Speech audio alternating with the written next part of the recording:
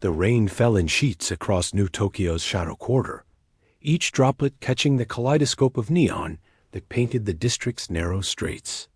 Marcus Vale pulled his coat tighter as he navigated through the maze of vendors, gamblers, and worse, had called this place home. The synthetic leather of his jacket was worn from years of use, much like the man wearing it. At 32, Marcus had seen enough of the galaxy's darker corners to know when trouble was brewing, and tonight the very air seemed to hum with it, his. Breath formed small clouds in the humid evening as he made his way past the towering forms of Zilithian traders, their crystalline skin refracting the streetlights into rainbow patterns. The shadow quarter was neutral territory, a place where humans and aliens could conduct business without the prying eyes of the Terran Council or the Galactic Federation. It was also where Marcus made his living as a freelance problem solver, a kind of work that paid well and asked few questions.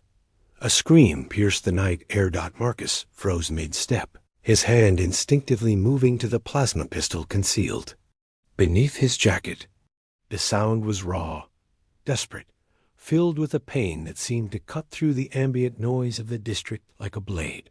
What struck him most wasn't the intensity of the cry, but how everyone around him simply ignored it. Zilithians continued their crystalline chanting, while a group of Tharnian merchants never paused in their heated negotiation over shipping routes. "Damn it," Marcus muttered under his breath, already knowing he wouldn't be able to walk away. He tracked the sound through a labyrinth of alleyways, past flickering hollow ads advertising everything from synthetic whiskey to questionable surgical modifications.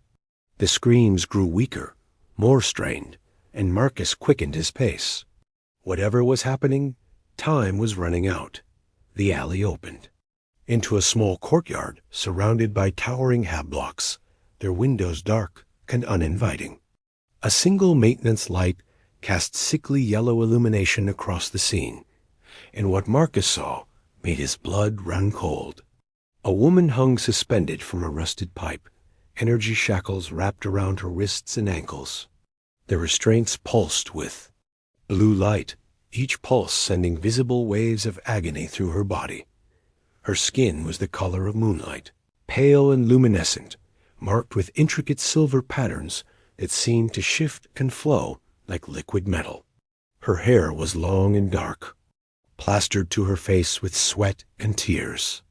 She wore the remnants of what had once been an elegant dress, now torn and stained, the fabric barely preserving her modesty. But it was her eyes that stopped Marcus cold. They were the color of deep space, dark purple flecked with gold, and they held a mixture of defiance and terror that spoke of someone who had fought until the very end. "Well, well," a gravelly voice called from the shadows. "Looks like we have ourselves a witness."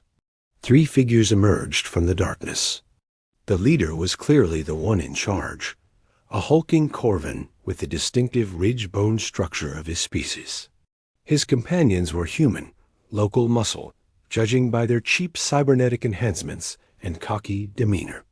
The kind of thugs who thought technology could replace skill.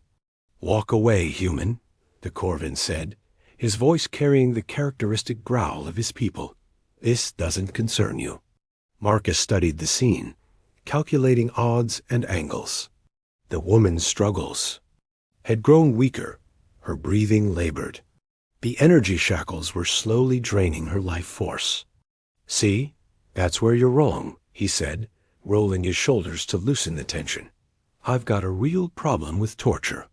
The Corvan's laugh was like grinding stone. 3 against 1. "Bad odds for you, human." "Yeah," Marcus smiled, but there was no warmth in it. "I've faced worse." The first thug rushed him with the predictable overconfidence of someone who relied too heavily on his cybernetic enhancements. Marcus sidestepped the clumsy charge, grabbed the man's enhanced arm, and used his own momentum to send him crashing into the wall. The sound of impact echoed through the courtyard as the thug crumpled to the ground. The second attacker was smarter, hanging back and drawing a shock baton. The weapon hummed to life with crackling energy, casting dancing shadows across the courtyard. Marcus feinted left, then rolled right as the baton swept through the air where his head had been. Coming up from the roll, he drove his elbow into the man's solar plexus, followed by a sharp uppercut that sent the thug sprawling.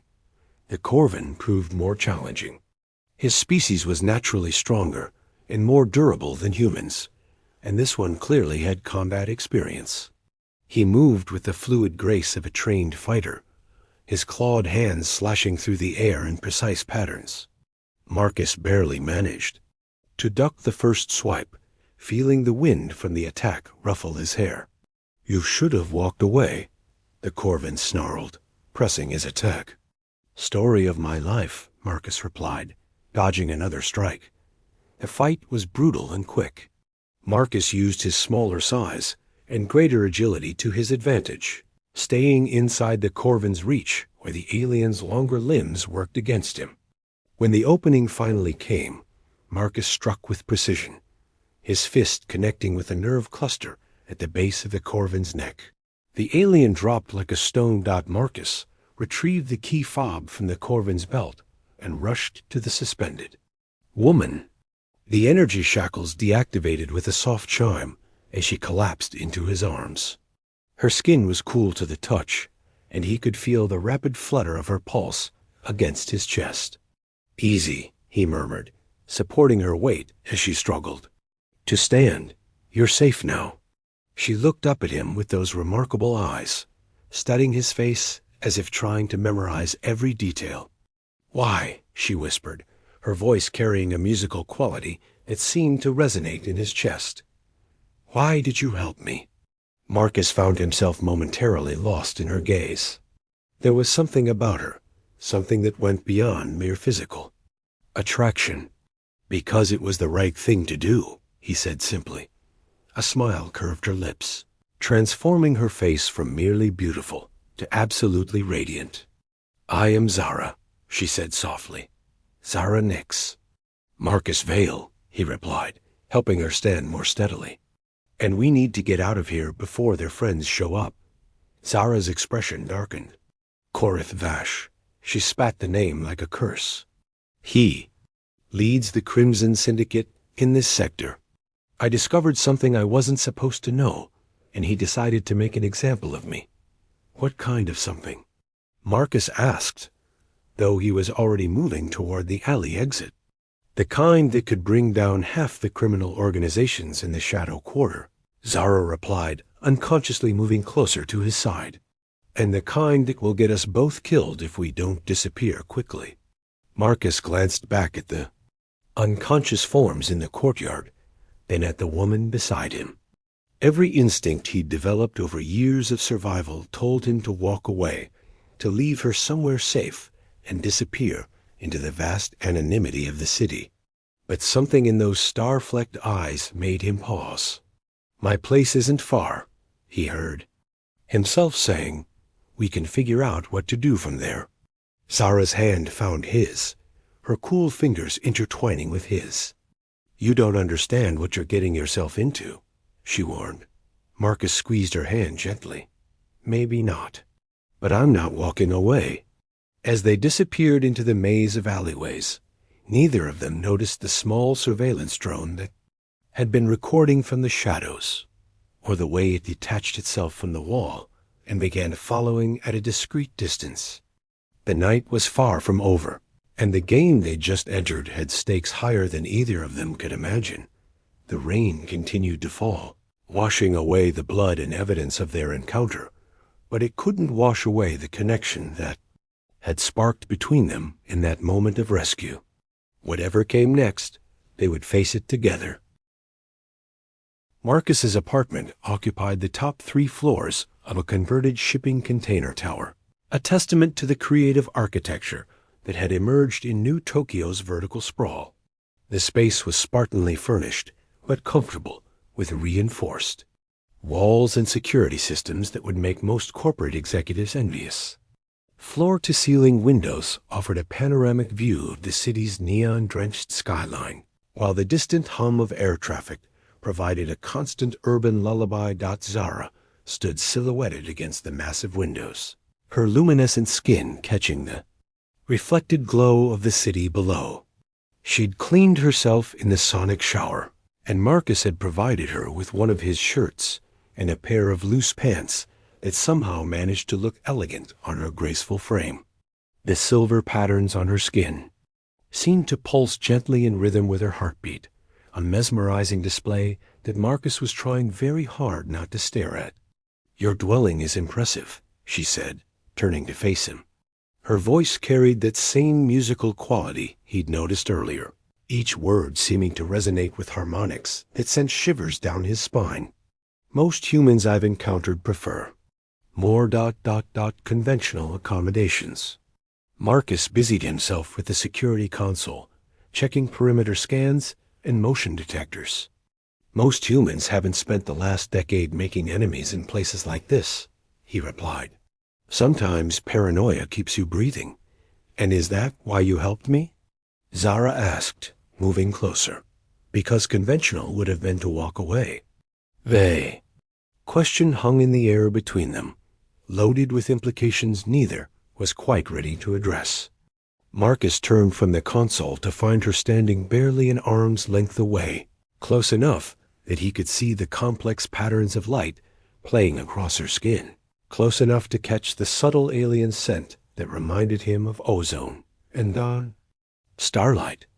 "I helped because 3 against 1 isn't fair odds," he said, his voice rougher than intended.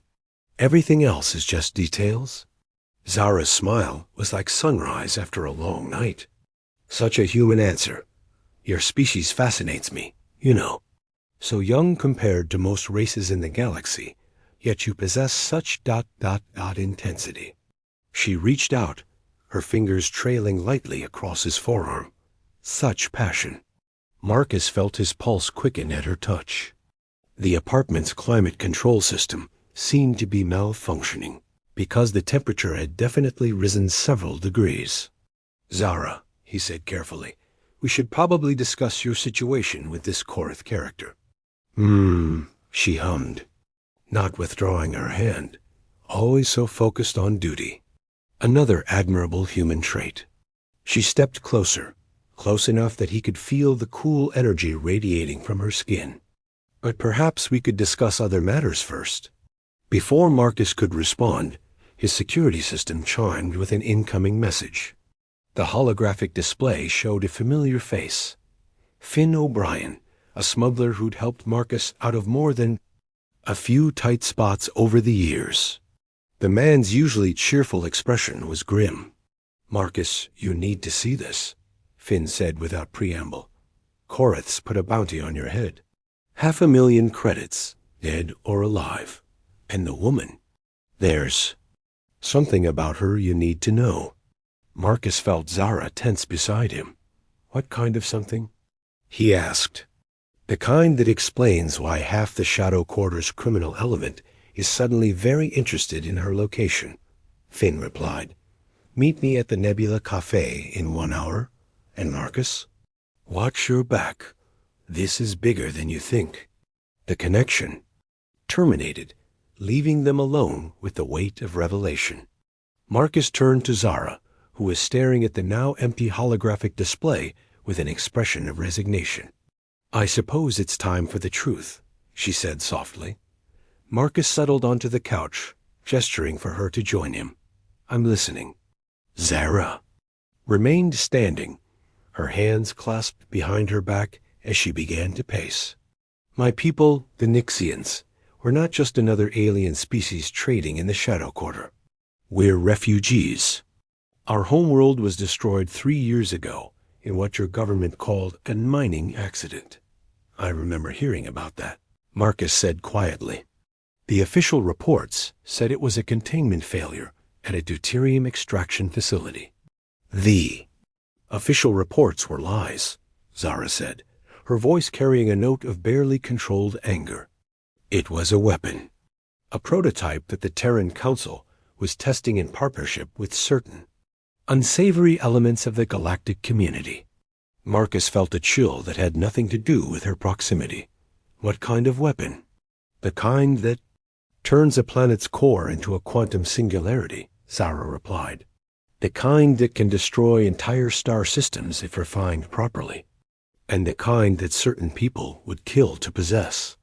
She stopped pacing and turned to face him. I'm not just some random alien who stumbled onto criminal activity, Marcus. I'm a data analyst who worked for the Nixian government. I have the technical specifications for the weapon that destroyed my world, and I know who helped build it.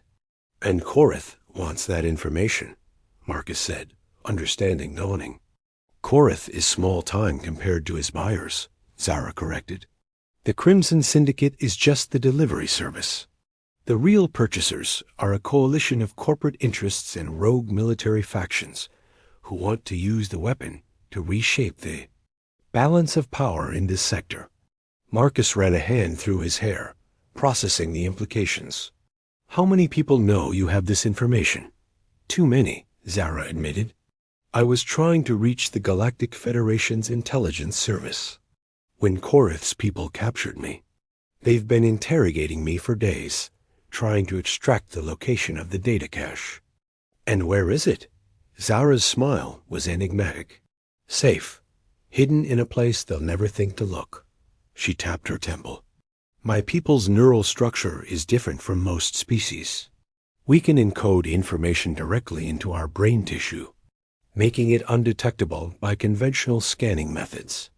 But not by torture, Marcus observed grimly. No, she agreed. Not by torture, which is why I need to get off-world before they realize I haven't broken yet. Marcus stood and moved to the window, looking out at the sprawling city below. Somewhere, in those neon-lit streets, professional killers were already hunting for them. Getting off-world isn't going to be easy. Korath has connections throughout the Spaceport Authority. Ben, we need to be creative, Zara said, joining him at the window. Or we need help from someone with their own connections. Finn might know someone, Marcus mused. He's got contacts in the smuggling community. Do you trust him? Marcus considered. The question, about as much as I trust anyone these days. Which is to say, not entirely, but enough to bet my life on if I have to.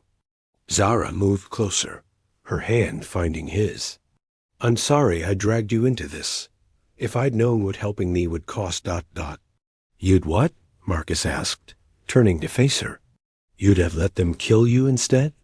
I'd have found another way, she said. You didn't ask for this fight.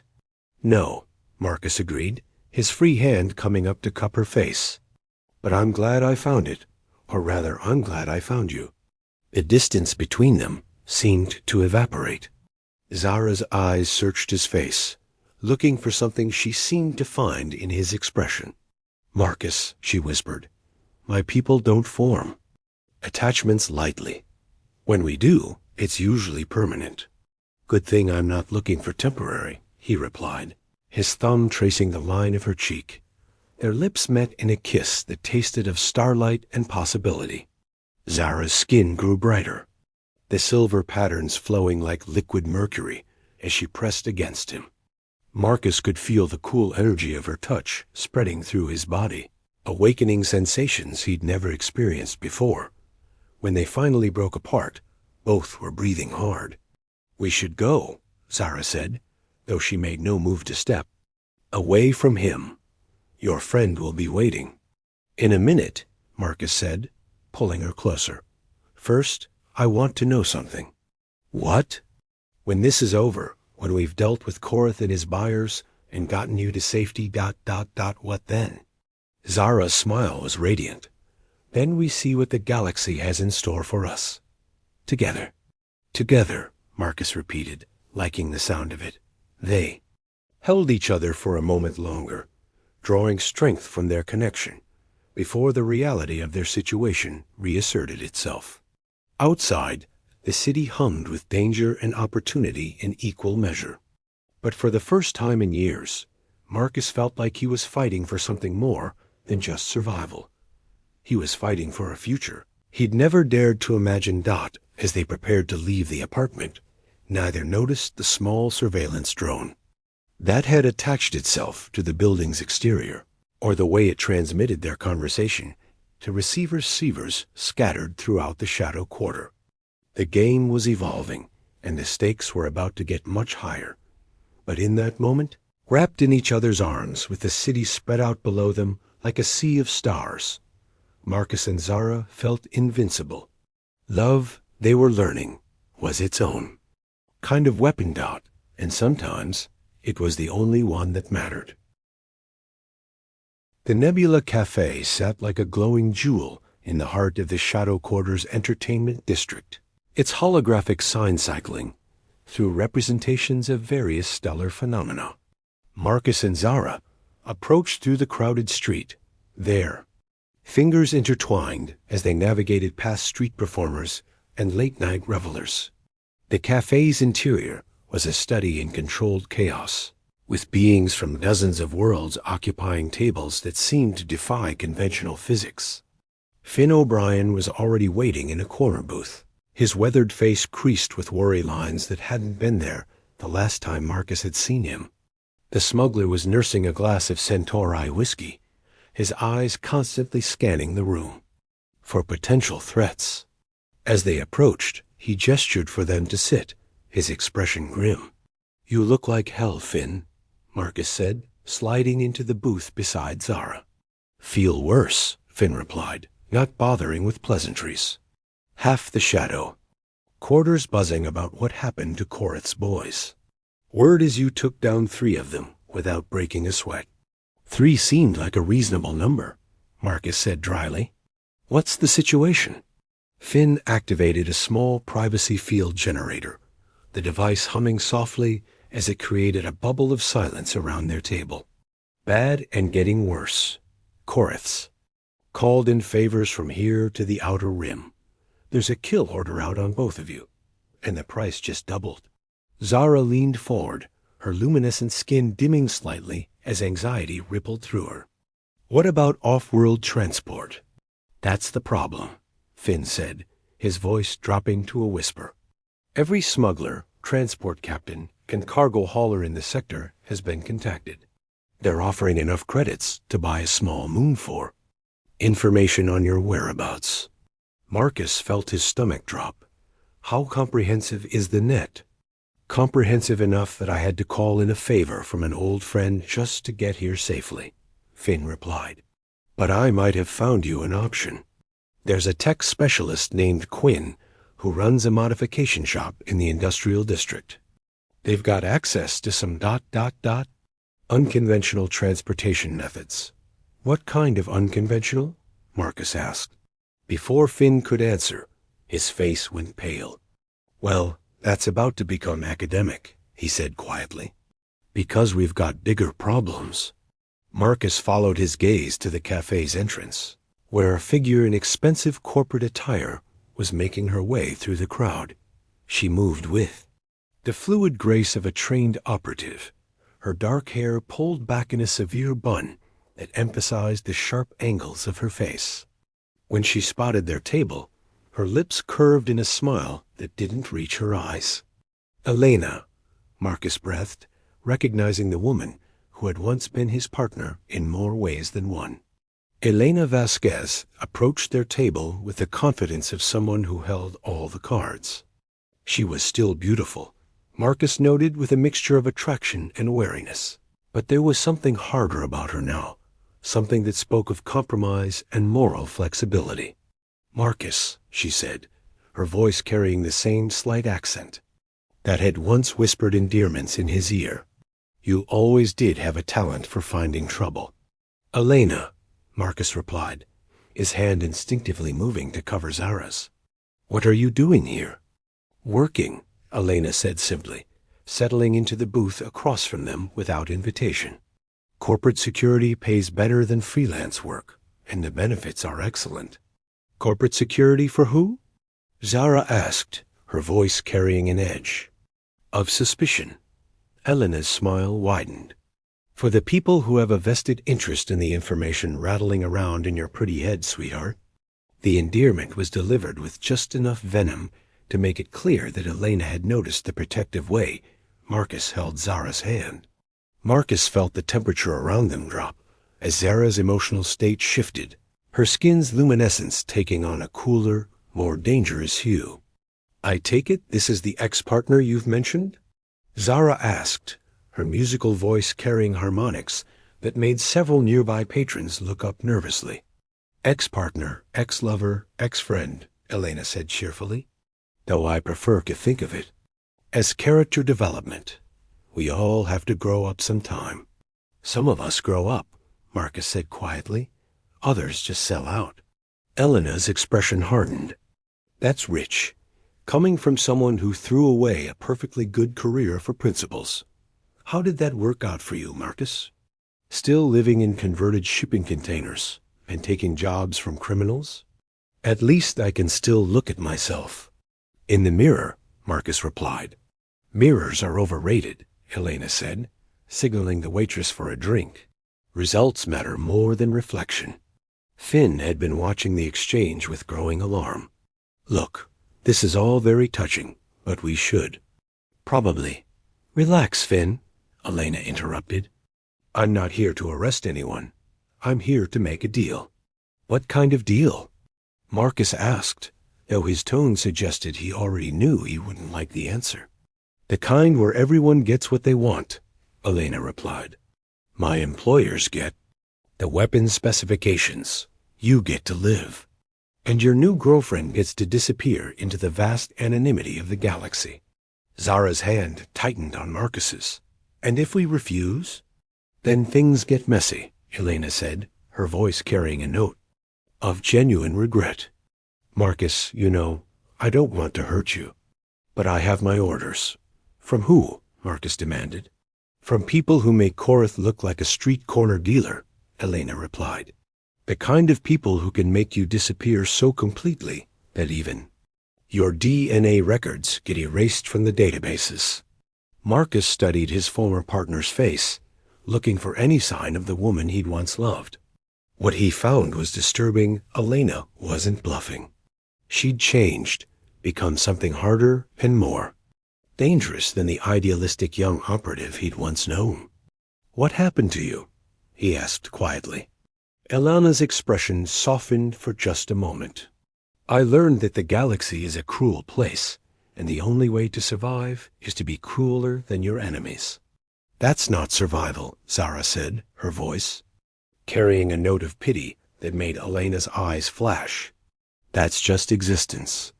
"Easy words from someone who's never had to make the hard choices," Elena snapped. "Your people had the luxury of moral superiority right up until someone turned your planet into cosmic dust." The words hit Zara like a physical blow, her luminescence flickering as pain washed over her features. Marcus felt rage building in his chest, a white-hot fury that threatened to overwhelm his tactical judgment. "That's enough," he said, his voice deadly quiet. Elena must have recognized the tone, because she held up her hands in a placating gesture. "I'm sorry. That was uncalled for." She turned to Zara. "I'm truly sorry about your homeworld. But this is business, not personal." "Everything is personal when you're talking about genocide," Zara replied, her composure returning with visible effort. "Genocide, weapons testing, call it what you want," Elena said. "The point is, the technology exists, and my employers intend to control it. You can either cooperate and benefit from that control, or you can resist and become irrelevant. There's a third option," Marcus said. "Which is, we make sure the technology never gets used again," Marcus replied. "We destroy it completely." Elena laughed, but there was no humor in the sound. "You always were naive, Marcus. You can't destroy knowledge. You can only control who has access to it." "Watch me," Marcus said, standing up from the table. Elena's hand moved to her concealed weapon, but Finn was faster. The smuggler's plasma pistol appeared in his hand with practiced ease, the weapon's charge indicator glowing a threatening red. Now, Finn said cheerfully. "Let's all keep this civilized. Marcus, Zara, I think it's time we visited our friend Quinn." Elena's eyes narrowed. You're making a mistake, Finn. My employers have long memories. So do I, Finn replied. And I remember when corporate security types knew better than to threaten people in my neighborhood. They backed away from the table, leaving Elena sitting alone with her drink and her threats. But as they reached the cafe's exit, her voice carried over the ambient noise. This isn't over, Marcus. You know it isn't. Outside, the neon-lit streets seemed somehow darker, filled with shadows that might hide watchers or worse. Marcus pulled Zara close, feeling the tremor in her frame. As she processed the encounter, "I'm sorry about what she said," he murmured. "About your homeworld." "She wasn't wrong," Zara replied quietly. "My people did have the luxury of moral superiority, right up until it got us killed." "That's not your fault," Marcus said firmly. "Isn't it?" Zara looked up at him, her star-flecked eyes reflecting the city lights. "I have the power to prevent that weapon from ever being used again. Maybe Elena's right. Maybe cooperation is the only realistic option." Marcus stopped walking, turning to face her fully. "Do you believe that?" Zara was quiet for a long moment. "I believe that sometimes there are no good choices," she said finally. "Only necessary ones." "Then we'll make our own necessity," Marcus replied, pulling her into his arms.